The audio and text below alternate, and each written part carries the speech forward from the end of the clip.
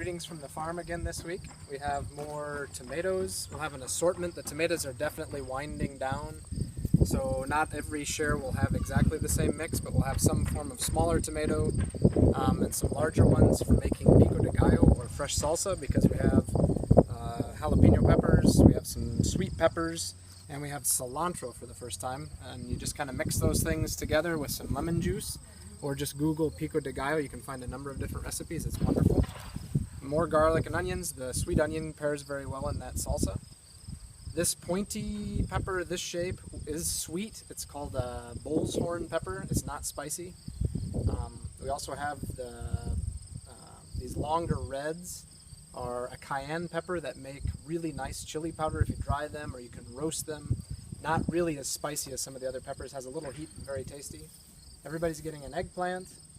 We have a mixture of green and dragon tongue beans. Dragon tongue are an heirloom open pollinated bean. Treat them just like you would a green bean, so you snap them just as you would.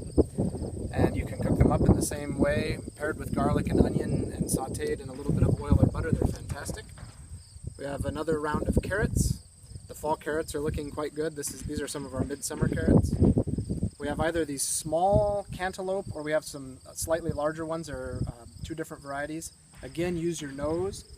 If you can't smell it, it's not yet ripe and it needs to sit for another day or two and it will continue to ripen. The watermelon, on the other hand, are ripe, and we have a number of different varieties. So there are some that are more oblong. Those are ripe and you can go ahead and eat those right away. So until next time, have a great week. Here is our beekeeper on the farm, Delmer Nelson. He has placed a few hives on our land and says that it's pretty good habitat for the bees with all of the flowers, shrubs, and cover crops. Okay, I started beekeeping about 12 years ago. I had some fruit trees that weren't doing very well.